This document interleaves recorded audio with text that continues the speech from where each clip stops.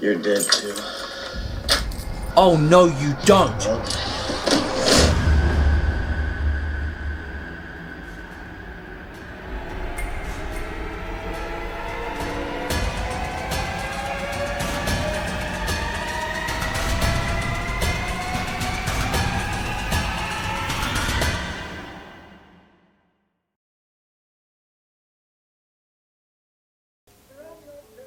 Oh, I forgot, not that music. Wait, hold on, this is Jesse's kid, right? Oh, he's drawing what Carol said to him.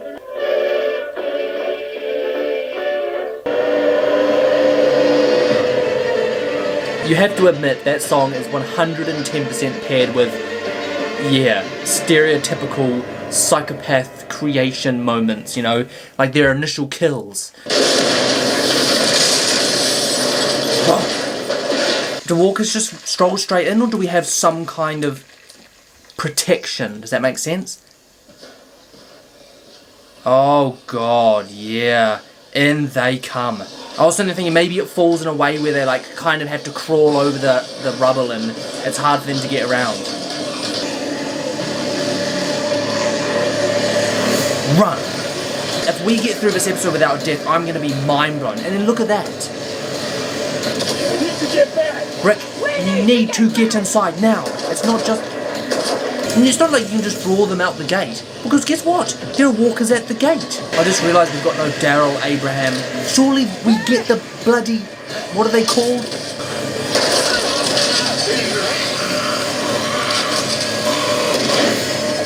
What does she just land on?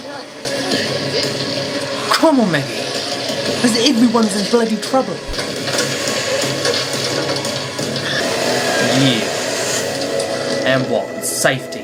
Well, as long as that stays stable. Just move!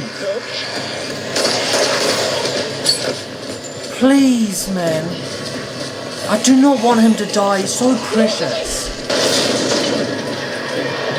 Jesus. Yeah! You see Gabriel just... Come on, Jesse. Oh my god, everyone's gonna get... Come on today. Together or not at all. It's more than just us. This episode has to symbolise that. Holy shoot, what an immense, intense start. Like, I feel so much pressure on me right now. But look at it. And they're only gonna keep piling in. We know what they do as herds, right? Oh, look at her face. Just because the tower's down doesn't mean that... So broken, but she just needs something to fight for. Our friends are in there.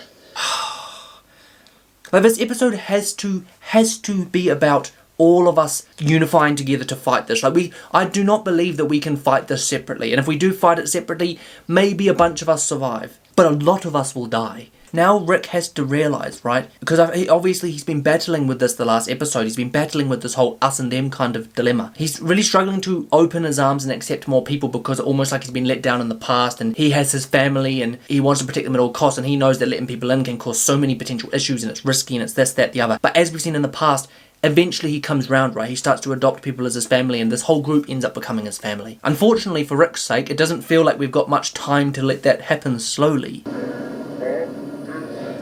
Deanna's gonna... Oh, for God's sake, how much blood she lost.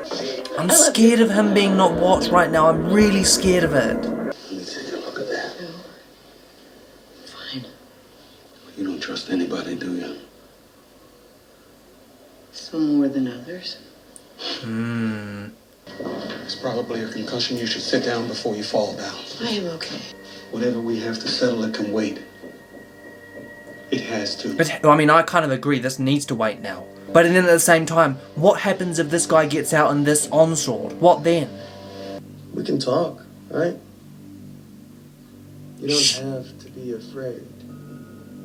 Eh? Of you?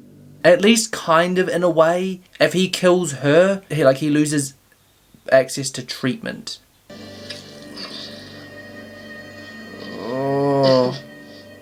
It freaks me out that she's gonna help him.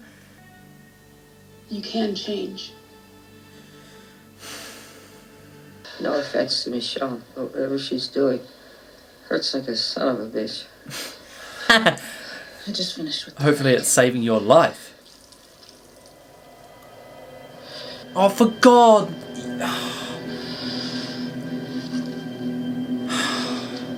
I knew they were foreshadowing her dying when she was giving them the goddamn plans. shit. I genuinely felt like she... Oh, for God. It sucks because if you think about this, we wouldn't be here if it weren't for Deanne. We probably wouldn't be alive if it weren't for Deanne. Let's be real. So dumb how just like that, within a split second, boom, bitten, end of. I got to do what I wanted right up to the end. What do you want for you? I don't know. You alright, man? Enid's dead. We're all dead. You're dead, too. Oh, no, you don't. We're all dead. Oh, for God's sakes.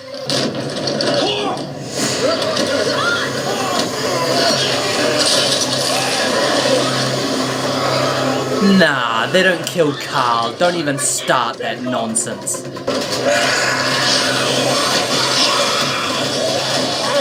What have you done? Look at that.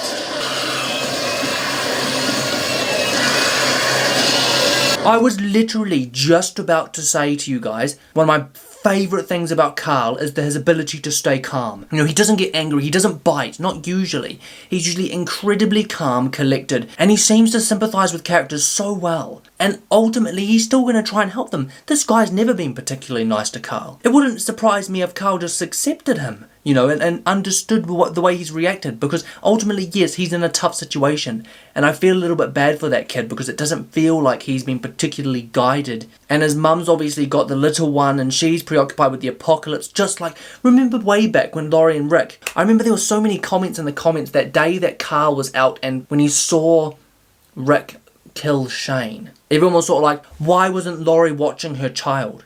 Like, why would you not be watching your child? And my initial response to that is like, I mean, it's a little bit different when you're in a scenario when you're constantly having to watch your own back and do this and do that and do the other. Laurie's not going to be watching him 24/7, nor should she be expected to be on him 24/7. What was I trying to say with this? I'm not going to blame Jessie for not looking after her kids properly, but I don't know why I had to bring that up. It's just, I remember those comments about Laurie, like, actually kind of annoyed me a little bit. It's like, bruh, why are people so mad about that? I don't understand.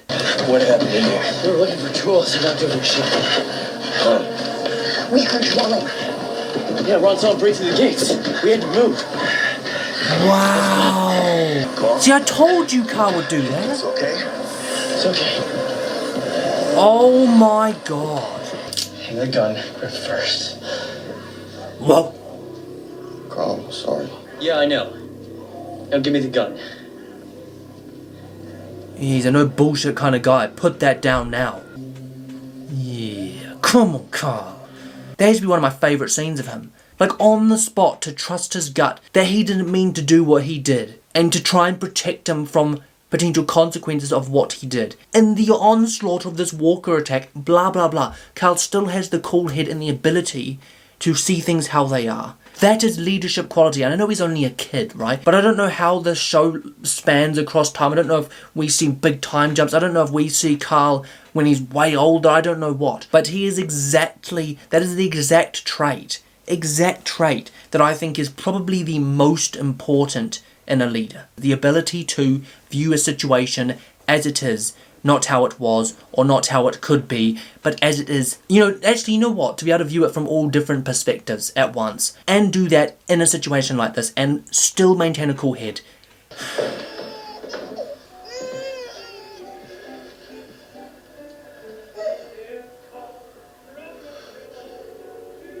Oh no.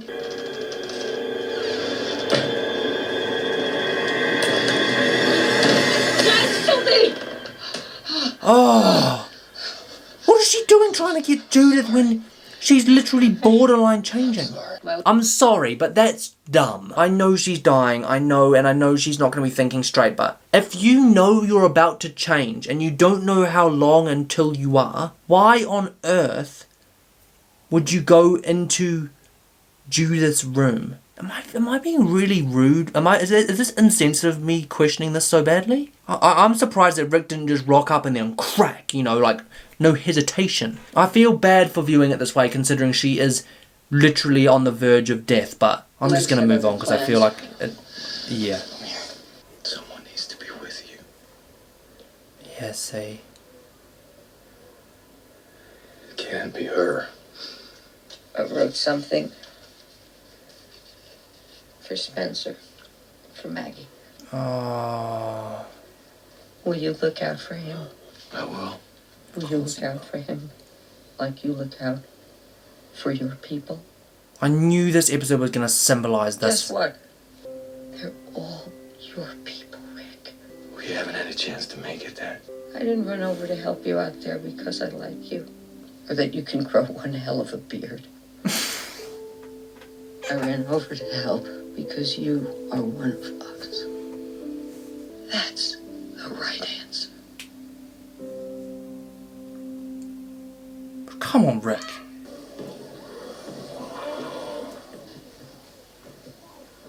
Feels like Abraham's dead. He's not dead. He ain't dead. He's going to come back with his bloody RPG. So what are we gonna do, gorgeous? Kick their ass. That's what we're going to do. I'm gonna get in there. See what's happening on the other side. We can shoot out this lock.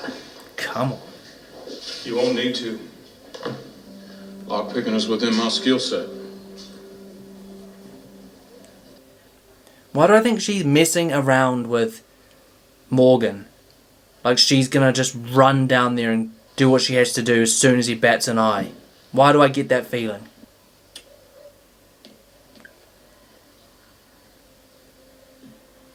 Carol? Exactly. Like I don't agree with Morgan doing this. Like harbouring someone...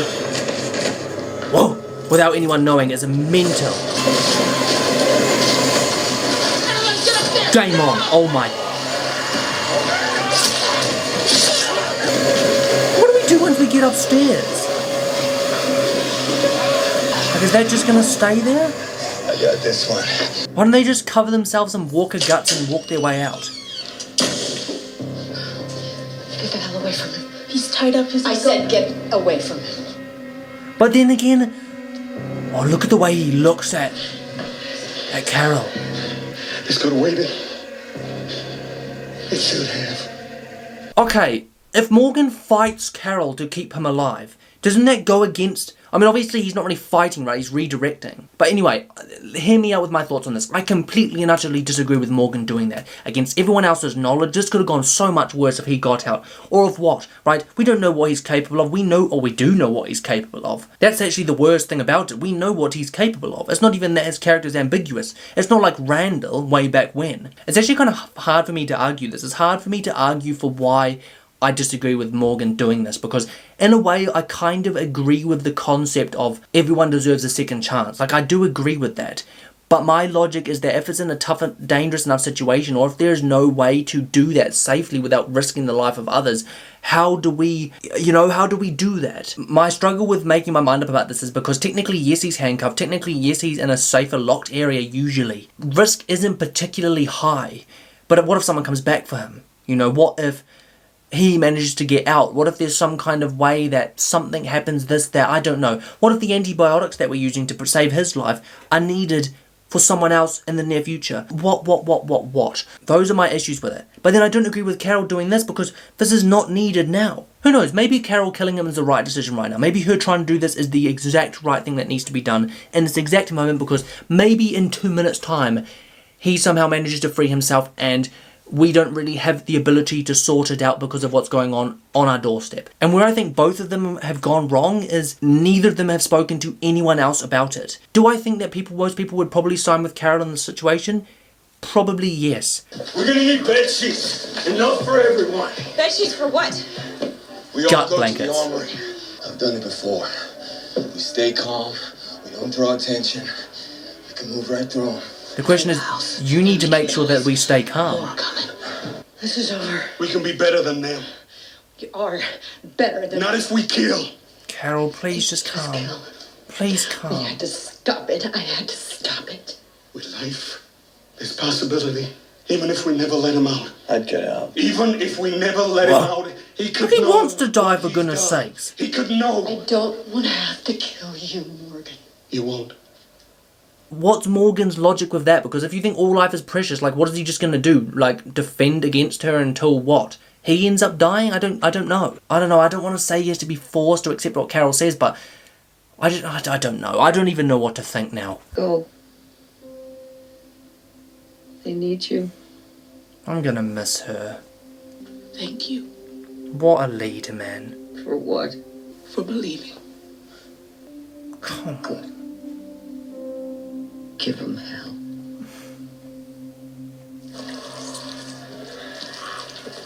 Mom? You need to listen to me, okay? We aren't safe here anymore. This Please, is so you that we can't be be safe scared, out my there. We friend. need to look like the monsters. No, please. Yes, we have to, Sam.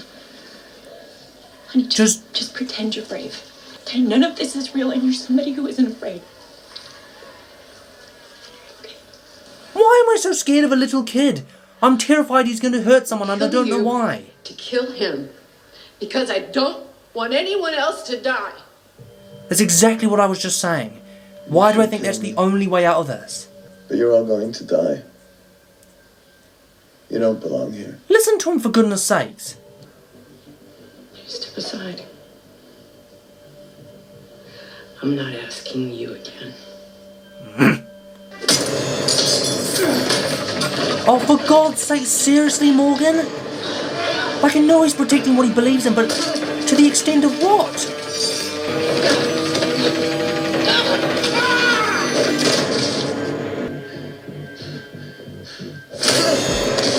Oh, what did I just... Oh, oh my God. Oh my God.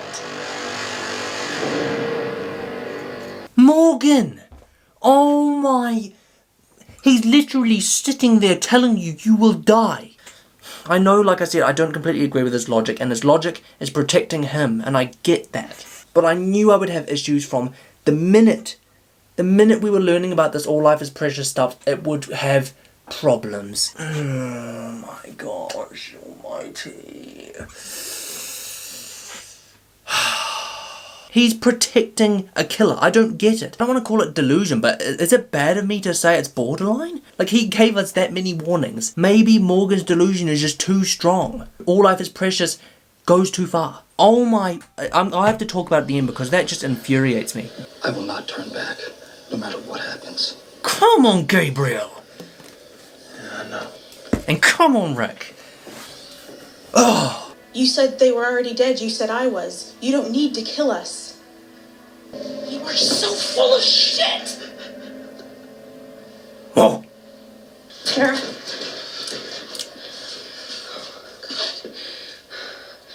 Just be still.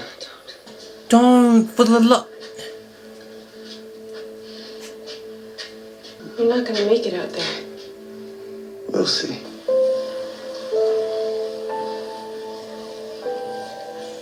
I'm so mad at Morgan, it's not even funny. I mean, he didn't kill them, there's that.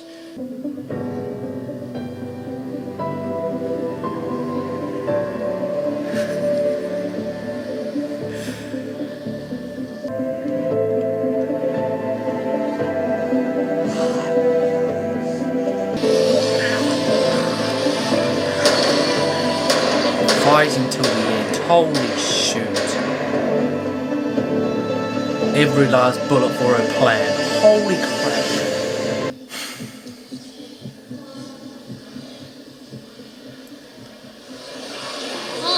Oh no.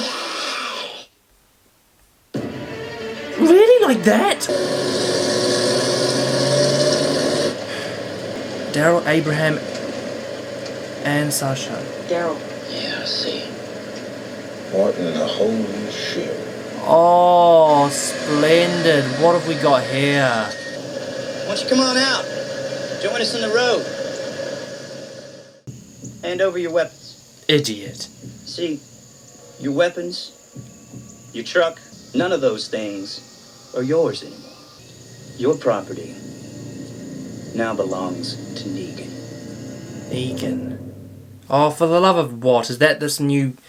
I mean, that's his name, or is this his new group? Okay, guys, that is the end of that reaction, and far out. There's a lot to unpack, guys. Obviously, the fall of Alexandria, the fall of Alexandria, there's going to be some sort of comeback. I can feel it in Deanna's memory. Obviously, that's one of the big factors of this episode, and it's Deanna passing. The way she went out was fighting for a collective us rather than just an us. Does that make any sense? She went out using her bullets, all of her bullets, to make sure that we would get out safely, to make sure she'd draw walkers in, to make sure that we had the best possible chance of getting away. She made sure that those plans would live on. She made sure that she did her job as a leader and protect her people, and that's how she went out. And I have nothing but love and respect for that woman, man. Like, I remember feeling really worried when I first met her, and I remember feeling worried about everyone around her, and I did not think it would go this way, but she led in such a good way for such a long time, for such a brilliant group of people. These people are a family, remember? Admittedly behind walls in a sustainable location which didn't really require going, like, literally the definition of a bubble wrap society. She still led them. Like, they had their own problems, and not just that. The thing I love the most about Deanne isn't the fact that she led this group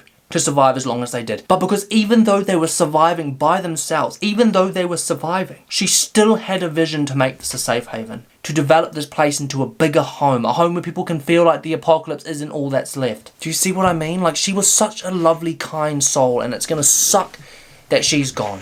She's growing on me so much. But anyway, we're not gonna go too much into that, guys, because it's happened, and I know that something will live on in her memory, 100%. There isn't a doubt in my mind that we will do something to honour her. Anyway, moving on. So that happened, guys.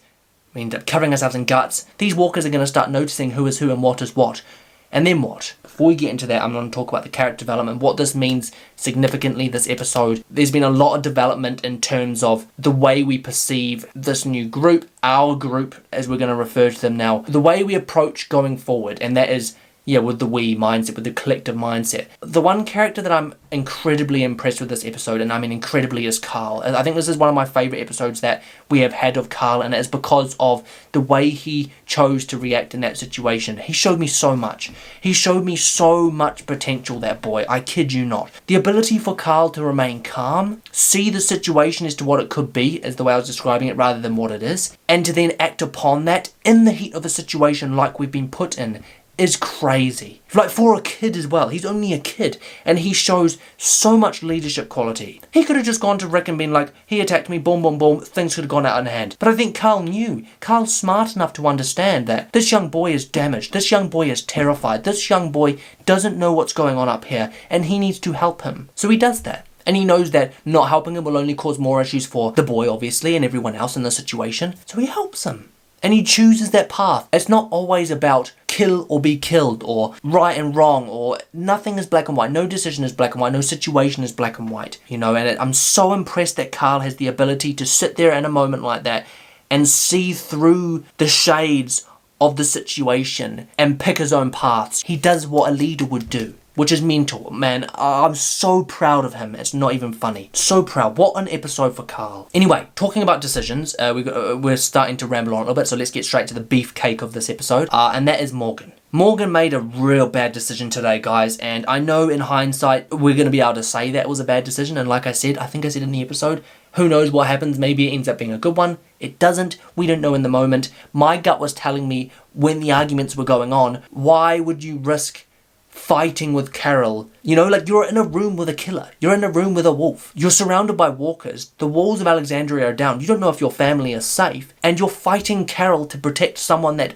tried to kill you twice. This is where I think Morgan's logic gets a bit too dangerous. And what that means for his character, whether he slips back into that mode of Claire, like, is he completely free of that? You know, like, what happens if he gets forced to kill again? What happens if he gets forced to believe that that logic isn't the right logic, which in the situation I don't believe was. What does it mean going forward for him? Now is not a time, say, for Carol and Morgan to wake up and start bickering. We need to figure out a way forward, because I don't believe it is safe to hold the mindset of Morgan, and I don't believe it is safe to hold the mindset of Carol. Carol will react the way she does because of her experience, and Morgan will react the way he does because of his experience. It's inevitable. Neither, I believe, are right. But in the moment, what's the safest option? That's all we can think, and it takes the ability to make that decision in a moment like that, which is crucial in this world, right? And we've just made an error. But in Morgan's eyes, he doesn't know that, and he knows the more we kill, the more we get lost. And this is the same logic I was saying about I don't like the way that Rick is having to constantly kill, and I remember a few seasons ago always talking about the darkness entering the soul and how it's not good to constantly be exposed to this kind of thing. Morgan, I think, understands that. But then, like I said, there's a fine balance. The thing is, it's a hard thing to answer, and I'm sure there'll be plenty of debates in the comments. I'm sure there will be a lot to discuss.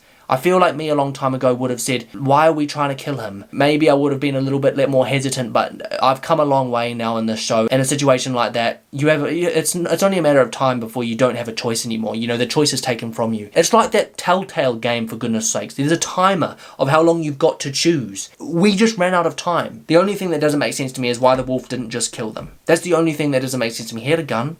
He didn't kill them. A little bit bizarre. I just knew, like, I think my reaction kind of speaks for itself, so maybe I should stop rambling. The reaction does speak for itself. I'm looking forward to the next episode. We clearly have a way out, hopefully, considering what happens with this little boy, I don't know. At least Morgan, Carol, and the others are still alive. We are a character down there. There's someone we need to go and try and help, at least. There's a lot to think about. A lot to think about going forward. But anyway, look guys, that's all from me. If you enjoyed it as ever, don't forget to smash the like button and subscribe to the channel for new content every single week. And of course, follow the Instagram, Daniel Reed with 2 Ds. Congratulations to everyone that won the free memberships. I think there were 5 of them that went in the premiere of the last video. I get 10 free that I can give every month. So best believe I will be. So anyway, yes, make sure your gifting options are turned on so that when you are in those premieres, you do have the ability to receive gifts. Otherwise, you won't. Engage with the channel, you interact. The higher interaction, the more chance you have of winning one. And yeah, be around for the premieres because they are getting juicy. That's it from me guys. As ever, this has been your boy Dan. Thanks for watching, and I'll catch you in the next one.